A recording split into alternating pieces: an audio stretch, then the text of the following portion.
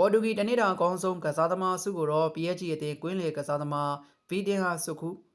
ပေါ်တူဂီတနေ့တာအကောင်းဆုံးကစားသမားစုကိုတော့ PSG အသင်းကကွင်းလေကစားသမားဗီတင်ဟာစုခုနိုင်ခဲ့တယ်လို့သိရပါတယ်။ဗီတင်ဟာကတော့အခုနှစ်အတွင်း PSG အသင်းနဲ့အတူအကောင်းဆုံးခြေစွမ်းပြသနိုင်ခဲ့ပြီး PSG အသင်းတနေ့တာကာလအတွင်းပြင်သစ်လီဂိုချန်ပီယံဖလားချန်ပီယံလီဖလားပြင်သစ်ကိုပါရီဖလားပြင်သစ်စူပါဖလားနဲ့ဥရောပစူပါဖလားတို့ကိုစုခုနိုင်ခဲ့ရမှာလေအဓိကကစားသမားတအုပ်ဖြစ်ခြေစွမ်းပြသနိုင်ခဲ့တယ်လို့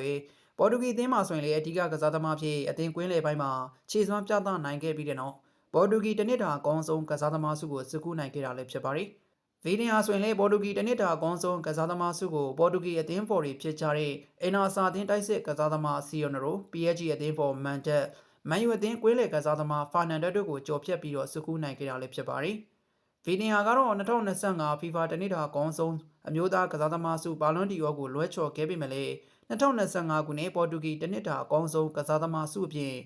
IFF AS ကပေးရတဲ့2025ခုနှစ်အတွက်ကမ္ဘာအကောင်းဆုံးကစားသမားစုကိုလည်းအာဂျင်တီးနားနဲ့အင်တာမီယာမီအသင်းကမက်ဆီကိုကြော်ဖြတ်ပြီးတော့စုခုနိုင်ခဲ့တယ်လို့သိရပါတယ်။ Transfer Market ရဲ့လက်ရှိဘောလုံးလောကမှာဈေးကွက်တန်းကြီးအများဆုံးကစားသမားစီးမှာယူရိုသန်း200ရှိတဲ့ကစားသမားတွေဖြစ်ယာမယ်ဟာလန်နဲ့အမ်ဘပီတို့ပူးတွဲရပ်တည်နေရလို့သိရပါတယ်။ Transfer Market ရဲ့လက်ရှိဘောလုံးလောကမှာဈေးကွက်တန်းကြီးအများဆုံးကစားသမား10ဦးစင်းမှာဥရောပထိပ်တန်းလိ5ခုကစပိန်လာလီဂါပြိုင်ပွဲက5ခုနဲ့အများဆုံးပါဝင်ပြီးတော့ပရီးမီးယားလိပြိုင်ပွဲက3ဦးနဲ့ဂျာမန်ဘိုတလီဂါပြိုင်ပွဲက2ဦးပါဝင်ပြီးတော့အီတလီစီးရီးပြိုင်ပွဲနဲ့ပြင်သစ်လီဂူပြိုင်ပွဲတို့ကစားသမားတဦးမှမပါဝင်ခဲ့တာလည်းဖြစ်ပါတယ်။အစောပိုင်းကတော့ဈေးကွက်တန်းကြီးအများဆုံးကစားသမား10ဦးစင်းမှာ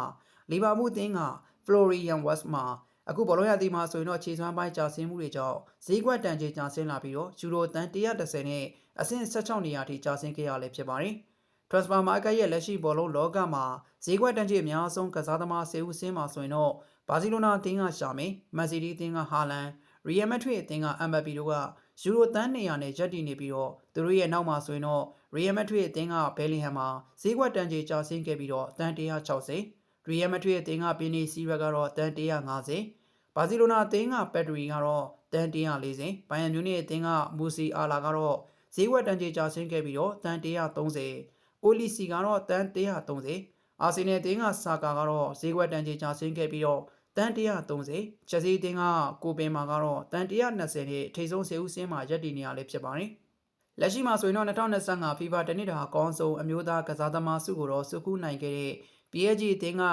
ဒမ်ဘီလီရဲ့ဈေးကွက်တက်ကြီးမှာတော့ယူရိုသန်း100သာရှိတယ်လို့သိရပါတယ်။